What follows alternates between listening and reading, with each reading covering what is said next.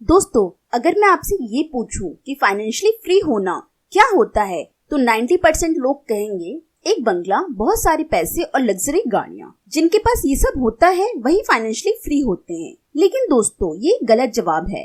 Financially free होने का मतलब ये है कि आपका जितना भी खर्च है वो बिना कुछ किए ही आपके पास आता रहे, तो आप फाइनेंशियली फ्री हैं। चलिए इसे एग्जाम्पल से समझते हैं। सपोज करिए आपकी फैमिली का खर्चा 40,000 रुपए है और वो 40,000 रुपए बिना आपकी मेहनत किए आपके पास आ रहा है, तो आप भी फाइनेंशियली फ्री हैं। इन शॉर्ट में, अगर आप पैसों के लिए काम नहीं करते हो तो आप फाइनेंशियली फ्री हो। 27 से 34 साल के बीच में ही डिसाइड हो जाता है कि आप फाइनेंशियली फ्रीडम अचीव कर पाएंगे या पूरी लाइफ पैसों की प्रॉब्लम में ही गुजारेंगे। अगर आपकी सैलरी 30,000 रुपए है और आप अपना पूरा पैसा मंथ एंड से पहले ही खर्च कर देते हो और खर्चा पूरा करने के लिए आपको नेक्स्ट सैलरी का वेट करना पड़ता है, तो दोस्तों आप कभी भी फाइनेंशियली फ्री नहीं हो पाओगे। फाइनेंशियली फ्री होने के लिए कुछ मनी रूल्स हैं जो आपको जरूर फॉलो करने चाहिए। अगर आप आने वाले कुछ सालों में अपनी ड्रीम लाइफ जीना चाहते हो, तो चलिए जानते हैं उस मनी रूल्स के बारे में।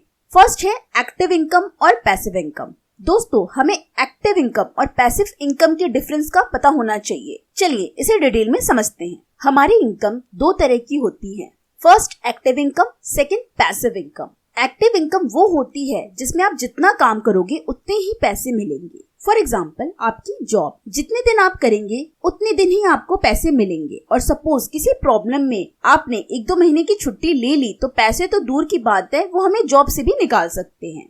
अब बात करते हैं पैसिव इनकम के बारे में। इसमें स्टार्टिंग में तो बहुत हार्ड वर्क करना पड़ता है, पर बाद में आप सोते हुए भी यहाँ से पैसे कमा सकते हो। For example business. दोस्तों, शुरुआत में यहाँ बहुत मेहनत लगती है, लेकिन अगर आपका बिजनेस एक बार सेट हो गया, फिर ये खुद ब खुद ग्रो होने लगेगा और आपको बहुत सारे पैसे ला कर देगा। आपका जितना बड़ा बिजनेस हो जाता है, उसी के अकॉर्डिंग आप प्रोफेशनल लोग हायर करते हैं जो कामों को डिवाइडेड मैनर में करते हैं, और यहाँ आकर आप फ्री हो जाते हो। अगर आप काम नहीं भी कर रहे हो तभी भी आपको वहाँ से इनकम जनरेट हो रहा है, क्योंकि आपके काम को उस टाइम आपके वर्कर्स कर रहे होते हैं। तो अगर आप फ्यूचर में जल्द से जल्द फाइनेंशियली फ्री होना चाहते हैं तो आपको पैसिव इनकम सोर्स पे वर्क करना पड़ेगा। लेकिन ये पॉसिबल होगा आपकी एक्टिव इनकम सोर्स से ही, जिसमें आप तब तक काम करेंगी जब तक कुछ पैसे कलेक्ट न कर लें। फिर आप चाहें तो बिजनेस या इन्वेस्टमेंट से अपना पैसिव इनकम जनरेट कर पाएंगे। इन्वेस्टमेंट कहाँ कहाँ करनी है जिससे आप ज्यादा से ज्यादा अपने पैसों को ग्रो कर पाएं, इसके लिए मैंने एक सेपरेट वीडियो ऑलरेडी बना रखी है, जिसका लिंक डिस्क्रिप्शन बॉक्स में है। प्लीज उसे चेक करें इस वीडियो के बाद में।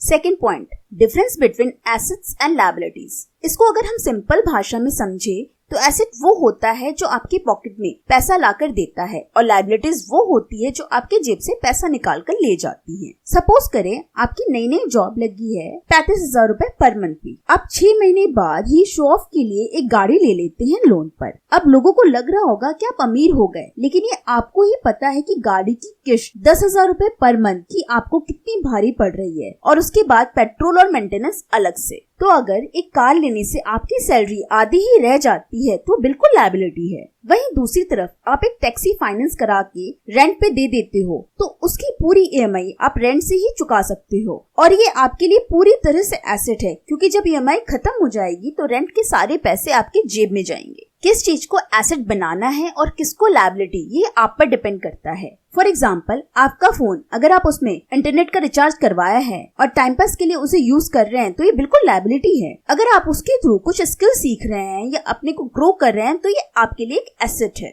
फाइनेंशियली फ्री होने के लिए हमें ज्यादा से ज्यादा एसेट क्रिएट करने होंगे। जितने ज्यादा एसेट होंगे उतने ही ज्यादा अलग अलग जगहों से हमें इनकम आनी शुरू हो जाएगी और हम फाइनेंशियली फ्री हो जाएंगे। Point third, start investing. दोस्तों, पैसे सेव करना बहुत अच्छी चीज है और ये मैं भी करती हूँ और ये हम सभी को करना चाहिए, लेकिन हम सेविंग करके अपने ड्रीम्स को कभी भी फुलफिल नहीं कर पाएंगे। ये कभी भी पॉसिबल नहीं हो सकता। फॉर एग्जाम्पल, आपको एक घर बहुत पसंद आया और उसकी वैल्यू 50 लाख है। आपने 5 साल खूब मेहनत की और पैसे भी सेव किए, और उसके बाद जब उस घर को खरीदने गए तो उस घर की वैल्यू 80 लाख हो गई, क्योंकि 5 साल में उस जगह की वैल्यू बढ़ गई और इन्फ्लेशन की वजह से उसके रेट भी बढ़ गए। दोस्तों, सिर्फ पैसा सेव करके हम अपने ड्रीम्स को फुलफिल नहीं कर पाएंगे। पैसा सेव करें, उसे कलेक्ट कर कर अच्छे से रिसर्च कर कर सही जगह इन्वेस्ट करें, उस पैसे से एसेट क्रिएट करें, जिससे टाइम के साथ उन पैसों की वैल्यू इंक्रीज हो, हमें प्रॉफिट हो और हम इन्फ्लेशन को बीट कर पाए। Fourth point, needs and wants. दोस्तों, वैसे तो हमारी बेसिक नीड्स होती है रोटी, कपड़ा और मकान, लेकिन आज की डेट में नीड्स की लिस्ट कुछ ज्यादा ही लंबी होती जा रही है, जैसे कि जरूरी बिल्स, एजुकेशन और मेडिकल। वांट की बात करें तो ये हमारी इच्छा पे डिपेंड करता है, जैसे कि हमें चाहिए क्या, ब्रांडेड क्लॉथ्स चाहिए, गैजेट्स चाहिए, लग्जरी कार चाहिए। इसमें फर्क करना हमें पता होना चाहिए कि क्या हमारे लिए नीड है और क्या हमारी वांट्स हैं। अगर आपको नीड्स एंड वांट्स से रिलेटेड डिटेल वीडियो चाहिए तो इसका लिंक मैं इस वीडियो के एंड में दे दूंगी। इस वीडियो में मैंने बहुत डिटेल में बता रखा है कि नीड्स क्या होती है, वांट्स क्या होती है और हमें अपनी सैलरी को कैसे कैलकुलेट करना है जिससे हम सेविंग और इन्वेस्टमेंट की जर्नी स्टार्ट कर पाएं। तो प्लीज इस वीडियो के एंड में आप इस वीडियो को चेक करना। तो दोस्तों, ये थे 4 पॉइंट्स जिन्हें फॉलो करके आप जल्दी से जल्दी फाइनेंशियली फ्री हो जाएंगे। पैसों को सेव करने के गोल्डन रूल के लिए इस वीडियो पर क्लिक करें।